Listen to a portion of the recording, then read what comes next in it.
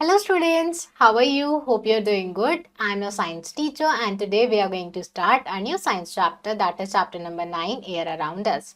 तो इस चैप्टर में हम पढ़ने वाले हैं अपने आसपास के एयर के बारे में. हम देखेंगे एयर की प्रॉपर्टीज, एयर के क्या यूजेस हैं और एयर हमारे लिए कैसे हेल्पफुल है. Fine, so let's start this chapter. So chapter number 9 air around us. इस चैप्टर में हम पढ़ने वाले हैं air occupy space, air has weight, living things need air, air has different forms and air help us. Fine. Now when activity is given to us, तो आपको ऐसी चीजों को टिक करना है जिनके अंदर आप एयर फिल करते हो, जैसे कि फुटबॉल और बलून्स. ठीक है.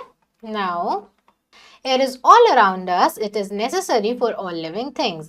It helps us to breathe and remain alive. We cannot see air but we can feel it when it moves. तो एयर हमारे आसपास सब जगह प्रेजेंट है. लिविंग थिंग्स को जिंदा रहने के लिए एयर चाहिए. ठीक है. बिना एयर के कोई भी लिविंग थिंग जिंदा नहीं रह पाएगी क्योंकि एयर को हम ब्रीथ करते हैं. ठीक है. अब एयर को हम देख तो नहीं सकते हैं, पर जब एयर ब्लो करती है, जब हवा चलती है, तो हम उसको फील कर सकते हैं. ठीक है. Now one activity is given to us. आपको ऐसी एक्टिविटीज को कलर करना है जिसमें एयर का यूज होता है. ठीक है. Now air occupies space. अब जो एयर है कुछ जगह ऑक्यूपाई करता है, कुछ स्पेस ऑक्यूपाई करता है. Take a balloon and blow air into it. Remember to hold the mouth of balloon tightly. तो आपको बैलून का माउथ टाइटली होल्ड करना है, उसके अंदर हवा भरनी है. तो आप क्या देखोगे? What do you observe? You will see that balloon becomes bigger. It gives a shape to the balloon. तो आप देखोगे बैलून बड़ा होता जा रहा है और बैलून को एक शेप मिल रही है. ठीक है. Now remove your hand from mouth of balloon. What do you observe? The air will come out of balloon and you will hear a whistle sound. तो जब आप उस बैलून को छोड़ दोगे, ठीक है, अपना हाथ वहां से हटा दोगे, तो आप क्या देखोगे? बैलून में से एयर वापस आ रही है, बाहर आ रही है और एक विसल साउंड भी आ रही है. ठीक है. Now air has weight. अब एयर का कुछ वेट भी होता है.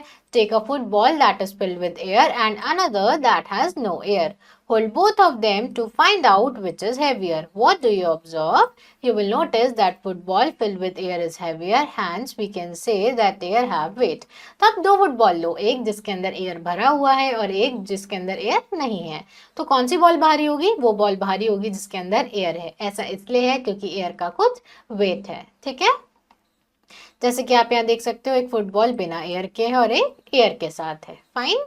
Now info check. अब फिश ब्रीथ करती हैं गिल्स के थ्रू, प्लांट्स ब्रीथ करते हैं पोर्स के थ्रू जो उनके लीव्स पे प्रेजेंट होते हैं. ठीक है. Now living things need air. जितनी भी लिविंग थिंग्स हैं उनको जिंदा रहने के लिए एयर चाहिए. All living things need air to breathe. तो जितनी भी लिविंग थिंग्स हैं उनको ब्रीथ करने के लिए एयर चाहिए. अब आप यहाँ पर एक एक्टिविटी परफॉर्म कर सकते हो. आप दो प्लांट्स ले सकते हो, उन पर ए और बी मार्किंग कर सकते हो. अब आप जो प्लांट बी है उसके ऊपर एक जार कवर कर सकते हो और प्लांट को 2 दिन तक आप ऑब्जर्व करो. आप क्या देखोगे? प्लांट ए अभी भी फ्रेश है और प्लांट बी की जो लीव्स है वो ड्राई हो रही हैं क्योंकि प्लांट बी को एयर नहीं मिला क्योंकि आपने उसके ऊपर जार रख दिया था. ठीक है. Now animals also need air to breathe. तो हमारी तरह, प्लांट्स की तरह एनिमल्स को भी एयर चाहिए ब्रीथ करने के लिए. ठीक है. Now info check. Fish breathe करती हैं गिल से. वो एयर को एब्जॉर्ब करती हैं जो कि पानी में प्रेजेंट होता है. ठीक है. आप यहाँ पर देख सकते हो एनिमल्स जिनको ब्रीथ करने के लिए एयर चाहिए. Now air has different forms. अब air की अलग अलग forms होती हैं. We can feel air when it moves. Moving air is called wind. तो हम air को feel कर सकते हैं जब वो move करता है और moving air को हम wind बोलते हैं.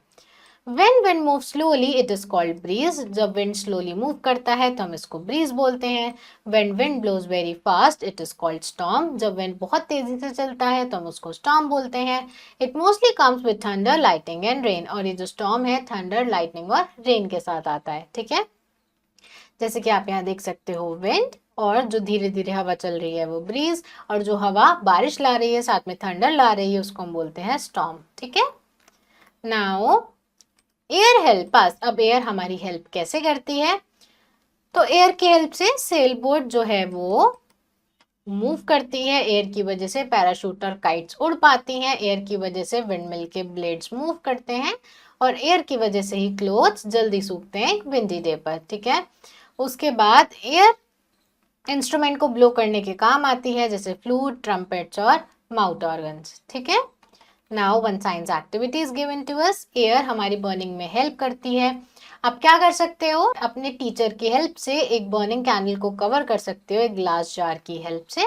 तो अब क्या देखोगे, आप देखोगे कि जिस कैंडल को आपने ग्लास जार से कवर किया था वो थोड़ी देर बाद जलना बंद कर देगी, बर्न करना बंद कर देगी, क्योंकि जार के अंदर से उसको एयर सप्लाई नहीं मिल रही है और एयर बहुत ज़्यादा ज़रूरी है बर्निंग के लिए। ठीक है, नाउ सिनॉप्सिस, अब तक हमने जो भी पढ़ा है उसको रिवाइज कर लेते हैं।